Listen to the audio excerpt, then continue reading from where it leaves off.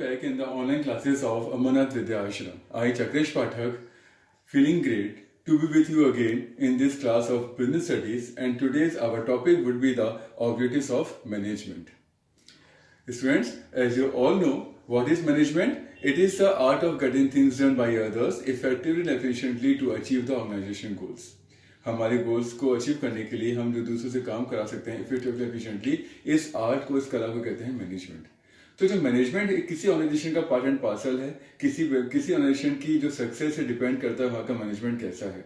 अब जो मैनेजमेंट है यानी जो वहाँ के पॉलिसी मेकर्स हैं, जो भी मतलब मैनेजमेंट जिसे हम कहते हैं, जो समझा भी था उस दिन, तो उसके जो ऑब्जेक्टिव्स हैं वो कितने प्रकार के हो सकते हैं।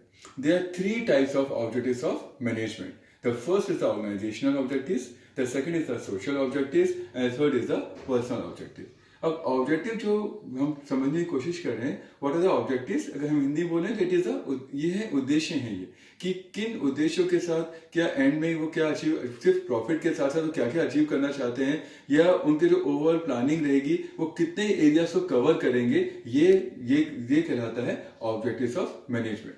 तो जो फर्स्ट सेट ऑफ ऑब्जेक्टिव है मैनेजमेंट का, दैट इज ऑर्गेनाइजेशन ऑब्जेक्टिव, यानी मैनेजमेंट की जो कंपनी है, जो ऑर्गेनाइजेशन है, जो फर्म है, उसके प्रति क्या जिम्मेदारी है, क्या उद्देश्य पूरे होने चाहिए।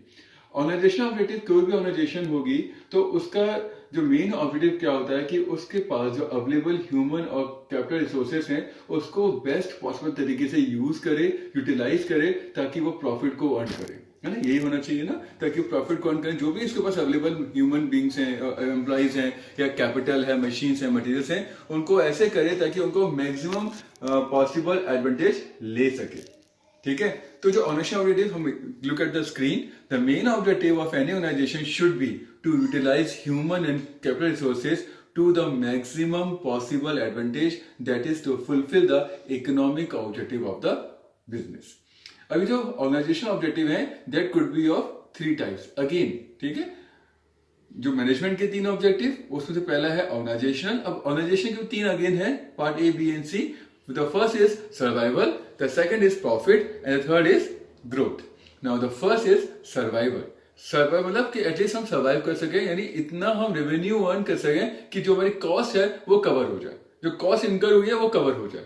तो जो पहला मैनेजमेंट का जो उद्देश्य रहेगा या जो उसका ऑब्जेक्टिव होगा, क्या होगा कि they have to earn enough revenues to cover the cost. कैसे होगा? Management time to time by taking positive decisions with regard to different business activities ensure survival of business for a long run. जो भी changing environment है, जो हमने category में पढ़ा भी था, जो भी चेंजेस हो रहे हैं या जो भी अपॉर्चुनिटीज आ रही हैं, उन पर समय समय पर वो फेवरेबल या पॉजिटिव डिसीजंस ले, जिसकी सहायता से जो ऑर्गेनाइजेशन है वो जो कॉस्ट आ रही है एटलीस्ट उसको कवर कर सके। The second organisation objective is profit. Profit is vital for any organization, and profit is essential to cover the cost and risk of the business. Profit ही होगा तभी आप रिस्क कम कर सकते हो और अपनी जो कॉस्ट है उसको कवर कर सकते हो। तो जो मैनेजमेंट का ये भी एक जिम्मेदारी है, ये उद्देश्य है, ये उसका ये ऑब्जेक्टिव है कि it ensures the profit for the organization and earning adequate profit in order to survive and grow। ना केवल सर्वाइव करने के लिए, बल्कि जो प्रॉफिट है वो इससे भी जरूरी है क्योंकि आपको ग्रो करना है। आपको जो भी आपके पास एक्सपेंशन प्लान्स हैं, डाइवर्सिफिकेशन प्लान्स हैं, तभी पॉसिबल है जब आपके पास प्रॉफिट है। अगर प्रॉफिट नहीं है तो आप जहां पर हैं उसी स्थिति में, स्टेटस क्यो में ही आप हमेशा रहेंगे। Profit provide a vital incentive for the continued successful operation of the enterprise। यानी हम चाहते हैं लंबे समय तक हम सफलता पूर्वक अपने बिजनेस को आगे ले जाएं, तो उसके लिए जरूरी है कि हम समय समय पर हम प्रॉफिट अर्न करें। And the third objective is the growth. Third organisation objective is growth, and growth indicates how well the company या management expects the potential upon the opportunities. यानी जो भी हमारे पास संभावनाएं हैं, जो अवसर आ रहे हैं, हम उनको कितने अच्छे तरीके से उसका उपयोग कर पा रहे हैं या उसको हमने कितने अच्छे एक्सप्लॉइट कर लिया। तो एग्जांपल की चलते हैं, जैसे आपकी बिस्किट इंडस्ट्री है, तो बिस्किट इंडस्ट्री में कई सारे आपके प्लेयर्स हैं, ब्रिटानिया है, पार्ले है, प्रिया गोल्ड एंड सो ऑन, बहुत सारी कंपनीज हैं। तो उस इंडस्ट्री में अगर कोई ग्रोथ पोटेंशियल है तो आपने कितने बेहतर तरीके से उसका आपने लाभ उठाया है। अब अगर किसी बिजनेस की ग्रोथ को मेजर करना होगा तो हम कैसे पता कर सकते हैं कि अगर हमारी सेल्स वॉल्यूम बढ़ रही है, हमारा मार्केट शेयर बढ़ रहा है, हमारे नंबर ऑफ एम्प्लॉइज बढ़ रहे हैं, हमारा प्रोडक्ट रेंज बढ़ रही है, या हमने कहीं जो हमारे इन्वेस्टमेंट कैपिटल है वो इंक्रीज हुई है। तो that is also one of the important objective of the organisation. Clear? तो फर्स्ट ऑब्जेक्टिव है मैनेजमेंट का ऑर्गेनाइजेशन ऑब्जेक्टिव, उसमें अगेन 3 हुए, survival, profit and growth. Now comes to the second objective. Second objective is the social objective and it relates to the something creation of a benefit for the society. कि हम समाज को क्या दे रहे हैं, हम क्योंकि सोसाइटी के ही पार्ट है, हम आइसोलेट तो हो ही सकते हैं. So when we are part of the society we should be responsible for the society also and our activities or our actions should not harm the society or harm the environment on a large scale. तो हम जो भी हमारा profit है या जो भी हमारा एक्टिविटीज हैं वो इस तरीके से होनी चाहिए कि हम एक कोऑर्डिनेशन बना के चलें between the business economic activities and the social activities. It refers to consistently creating economic value for various constituent society. यानी आप प्लांटेशन कर दीजिए, आप ऑर्फनेज में आप डोनेट कर सकते हैं, आप क्या कहते हैं अपने लेबर्स के लिए, अपने वर्कर्स के, अपने एम्प्लॉयज के लिए आप हॉस्पिटल्स अरेंज कर सकते हैं या उनके बच्चों के लिए क्रैश या स्कूल अरेंज कर सकते हैं. ये क्या है, आप एनवायरमेंट, आप अपनी सोसाइटी को कुछ दे रहे हो. ठीक है.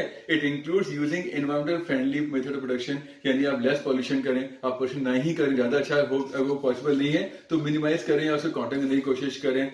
Giving employment opportunities to the disadvantage section society, यानी आप सिर्फ लोकल लोगों को एम्प्लॉयमेंट दीजिए और साथ ही जो थोड़े से जो आश्रित हैं किसी के ऊपर, जो आपके डिसएडवांटेज सेक्शन है, गरीब हैं, दलित हैं, जिनको आप उनको नौकरी दीजिए और providing basic employees like schools and creches to the employees. समाज को कुछ दीजिए, आपकी अपनी जिम्मेदारी निभाइए समाज के प्रति. और तीसरा है हमारा पर्सनल ऑब्जेक्टिव. जो भी कोई ऑर्गेनाइजेशन है दैट इज कॉन्स्टिट्यूट, उसका जो मेन एसेट होता है वो आपके एम्प्लॉयज होते हैं. और जो एम्प्लॉयज होते हैं वो उनका बैकग्राउंड बहुत अलग होता है, उनकी अलग पर्सनैलिटीज होती है, उनके अलग एक्सपीरियंसेस होते हैं, उनके अलग स्किल्स होते हैं और उनका उस कंपनी को ज्वाइन करने का जो उद्देश्य, जो ऑब्जेक्टिव है वो भी बहुत अलग है. कोई इसलिए आया क्योंकि उसने ज्वाइन इसलिए किया कि उसके पास थी कि उसको सेल्फ एस्टीम नीड थी, यानी वो चाहता है कि रिकॉग्निशन हो, प्रमोशन हो. ठीक है. और कोई इसलिए से पैसे की रिक्वायरमेंट है. सबके कंपनी ज्वाइन करने का उद्देश्य एकदम अलग होता है. किसी को अपने होम टाउन में नौकरी करनी थी और किसी को अपना प्रमोशन लेना था, इसलिए वो उसने ज्वाइन किया. दोनों ने एक ही कंपनी ज्वाइन की लेकिन दोनों के ऑब्जेक्टिव ज्वाइन करने का अलग अलग हो सकता है. अब इतने डाइवर्स सेट ऑफ एम्प्लॉयज हैं, इतने अलग अलग तरह के एम्प्लॉयज हैं, तो उनकी जो नीड है, उनके जो ऑब्जेक्टिव्स हैं उसको इस तरीके से पूरा करें कि वो भी उनकी भी नीड पूरी हो, उनके भी उद्देश्य पूरे हो और उनके साथ हमारी कंपनी की जो ऑर्गेनाइजेशनल गोल्स हैं वो भी अचीव हो जाए. That is also one of the objective of the management and that is known as a personal objective. जो हमारे एम्प्लॉयज हैं, जो उनकी नीड्स हैं वो बहुत अलग अलग हैं and they vary from financial needs such as comparative salaries and perks. तो फाइनेंशियल नीड्स हो सकती हैं, आपकी सोशल नीड हो सकती हैं जैसे रिकॉग्निशन, हायर लेवल नीड्स हो सकती हैं जैसे पर्सनल ग्रोथ एंड डेवलपमेंट. तो मैनेजमेंट क्या करना पड़ेगा, मैनेजमेंट का एक ऑब्जेक्टिव ये भी होगा कि जब इतने अलग अलग background, skills, need, social, financial अलग तरह की जो हमारे पास एम्प्लॉयज हैं उनकी पर्सनल गोल्स को रिकंसाइल करें विद द ऑर्गेनाइजेशनल गोल्स, यानी सामंजस्य बनाने की कोशिश करें एम्प्लॉयज के पर्सनल गोल्स में और कंपनी या ऑर्गेनाइजेशनल गोल्स में. दोनों में एक हार्मनी बनाए, एक सामंजस्य बनाए, ताकि जब ये सेटिस्फाई होंगे अपने पर्सनल गोल से तो ज्यादा बेहतर तरीके से काम करेंगे और कंपनी को एक सेटिस्फाइड एम्प्लॉयज मिलेंगे. तो मिलकर जब दोनों गोल्स एक हो जाएंगे तो कंपनी डेवलप करेगी. Clear? So this is the third objective of the management, that is personal objective. Again I recap, the today's topic is the organization objective. There are three type of objectives of the management. The first objective is the organization objective. The second is social objectives, and third is personal. So I hope this topic is clear to you till so far. In the business studies of class 12, we have covered different topics, and today's topic is the importance of management. किसी भी organisation में अगर हम कहते हैं कि management क्यों जरूरी है तो उसके लिए सिर्फ एक लाइन है कि अगर किसी कंपनी में अगर मैनेजमेंट नहीं है तो वो जीरो है. Anything minus management becomes zero. There is completely chaos और there would be complete lost in the business. Company बंद हो जाएगी, घाटे में चली जाएगी, क्योस होगा, कोऑर्डिनेशन नहीं होगा. कुल मिलाकर कुछ भी हो, अगर उसमें मैनेजमेंट नहीं है तो जीरो है. चाहे आपका घर हो, चाहे आपका हॉस्पिटल हो, कोई एमएनसीज हो, कोई चैरिटी हो, कोई क्रिकेट टीम हो, वी नीड मैनेजमेंट. अगर मैनेजमेंट नहीं है तो हम वहाँ पर एक ऑर्डरलीनेस, एक ग्रुप गोल्स, हम वहाँ पर एक बेहतर प्लानिंग, कंट्रोलिंग, मॉनिटरिंग, मोटिवेशन कुछ भी नहीं.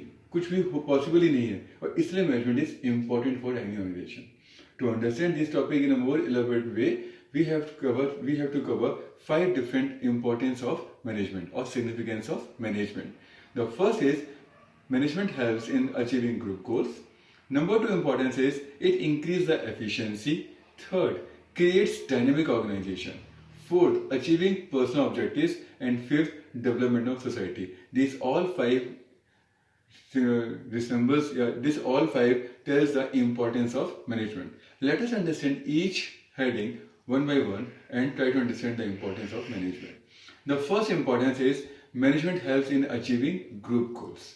किसी भी ऑर्गेनाइजेशन में there so many employees and so many departments are there. हर डिपार्टमेंट में अलग अलग तरह के लोग काम कर रहे होते हैं. फाइनेंस डिपार्टमेंट में आपके कॉमर्स बैकग्राउंड के लोग हैं, आपके प्रोडक्शन में इंजीनियरिंग बैकग्राउंड के लोग हैं, आपके एचआर डिपार्टमेंट में आपके एचआर जो एमबीए से करके आए होंगे, एमबीए एचआर करके आए होंगे, वो लोग काम कर रहे हैं. ऐसे से मार्केटिंग है. हर व्यक्ति का काम अलग, हर व्यक्ति की स्किल्स अलग और उनके गोल्स भी अलग. अब मैनेजमेंट क्या कर रहा है कि जो अलग अलग इंडिविजुअल गोल्स हैं उनको कलेक्टिव एफर्ट देकर ग्रुप गोल में कन्वर्ट कर रहा है और उनको हेल्प कर रहा है. Management is required not for itself but for achieving the goals of the organisation. जो मैनेजमेंट है उसका इसलिए इसकी जरूरत पड़ती है कि जो ऑर्गेनाइजेशन है, अगर आप if you are the national manager, if you are the director of a company, तो आप वहां पर इसलिए हैं कि कंपनी के जो भी गोल्स हैं, जो बोर्ड ऑफ डायरेक्टर्स ने, इन्वेस्टर्स ने जो गोल्स सेट किए, आप उनको अचीव कर सकें. The task of a manager is to give common direction to the individual effort in achieving the overall goal of the organization. Management creates team and coordinates with individual to achieve individual goal along with organizational goals. वो team develop करता है, सबको work allocate करता है और coordinate करता है individual goals में, टीम गोल्स में, ताकि हम अपने ऑर्गेनाइजेशन गोल्स को अचीव कर सके. Number 2 importance is management increases efficiency. Efficiency हम लोग लास्ट क्लास में पढ़ चुके हैं. It is getting things done at minimum cost. ठीक है, कम समय में, कम पैसे में, कम रिसोर्सेस यूज करते हैं, काम फिनिश करते हैं, पूरा करते हैं, तो उसे हम कहते हैं एफिशिएंसी. तो जो मैनेजर का जो एम है, जो दूसरी इंपॉर्टेंस क्या है, अगर मैनेजमेंट है, मैनेजर है, तो उसका एम क्या रहेगा? It reduce cost and increase productivity. यानी आपका, हमने तब भी पढ़ा था अपनी लास्ट क्लास में, फर्स्ट क्लासेस में पढ़ा था कि जो एफिशिएंसी है वो कॉस्ट या कि जो आपकी कॉस्ट है और जो बेनिफिट है उसका एक एनालिसिस करती है. तो ये कॉस्ट रिड्यूस करके प्रोडक्टिविटी इंक्रीज करने का काम करते हैं. और ये काम कैसे होगा? जब मैनेजमेंट के पास प्रॉपर प्लानिंग होगी, organising, staffing, dating, controlling, 5 basic functions जो अच्छे से परफॉर्म करेंगे तो वो कॉस्ट को मिनिमाइज कर सकते हैं. Management increase efficiency by using resources in the best possible manner to reduce cost and increase productivity. जो भी रिसोर्सेस हैं उनको इस तरीके से यूज किया जाए कि हम अपनी कॉस्ट को कम कर सकें. Clear? The third importance is management creates a dynamic organization. What is dynamic organization and what is dynamic? Dynamism क्या होती है? Which keeps on changing. तो कोई भी ऑर्गेनाइजेशन है वो एक ऐसे एनवायरमेंट में काम कर रही होती है, वो एक ऐसे माहौल में काम कर रहे होते हैं जो हमेशा बदलता रहता है. जो एनवायरमेंट है, यानी जो एक्सटर्नल फोर्सेस हैं, जैसे political environment keeps on changing, कोई पर्टिकुलर पार्टी की गवर्नमेंट बन जाएगी. इकोनॉमिकल एनवायरमेंट, कभी आपके राइज है, कभी आपके लो आ रहे हैं शेयर मार्केट में, कभी आपकी क्या कहते हैं प्रॉफिट हो रहा है, कभी आपकी जीडीपी बढ़ रही है, घट रही है, सो फैक्टर्स आते हैं, तो वो भी चेंज होता रहता है. आपके सोशल एनवायरमेंट, जो लोगों के टेस्ट हैं, प्रेफरेंसेस हैं, फैशन है, वो भी चेंज होता रहता है, लाइफस्टाइल पैटर्न चेंज होते हैं. आपका टेक्नोलॉजिकल एनवायरमेंट की जो आपका जो प्रोडक्ट है, जो आप मैन्युफैक्चर कर रहे हो, जो बेच रहे हो, उसकी कहीं टेक्नोलॉजी चेंज हो गई तो जो कस्टमर की डिमांड बढ़ गई तो आपको भी अपनी टेक्नोलॉजी चेंज करनी पड़ेगी. वो भी एक चेंज है जो आपको अडॉप्ट करना पड़ेगा. तो कोई भी ऑर्गेनाइजेशन होगा वो कांस्टेंट एनवायरनमेंट में या स्टैग्नेंट एनवायरनमेंट में काम नहीं करती. कोई एनवायरनमेंट होता ही नहीं है, एनवायरनमेंट डायनेमिक ही होता है. अब जो बाहर के चेंज है उसको कंपनी में लेकर आने का जो काम है और उसको नीचे तक डाउनलोड करने का जो काम है वो मैनेजमेंट करता है. यानी अब देखो, एक ह्यूमन बीइंग की एक बेसिक नेचर होता है कि वो चेंज को रेसिस्ट करता है, विरोध करता है, क्योंकि उसकी जो वो अपने काम में, अपने काम करने के तरीके में सेट हो चुका है, कंफर्टेबल फील कर रहा है. अब उसको बता रहे नहीं आज से काम ऐसे होगा, ये परिवर्तन आने वाला है, तो जनरल ह्यूमन बीइंग उसको रेसिस्ट करता है. लेकिन ये मैनेजमेंट की इंपॉर्टेंस यहाँ पर आती है कि वो अपने एम्प्लॉयज में इन चेंजेस को अडॉप्ट करने की का जोश भरता है, उनको अडॉप्ट करवाने में उनकी हेल्प करता है through proper training, understanding need, उनको ये फील कराना कि वाइट इज इम्पोर्टेंट, उनको समझाना, उनको मोटिवेट करना, समय समय उनको गाइड करना, सुपरवाइज करना। तो इनकी सहायता से जो जनरल टेंडेंसी में विरोध करते हैं किसी चेंज का, वो उसको हैप्पीली और सक्सेसफुली उसको अडॉप्ट कर जाते हैं।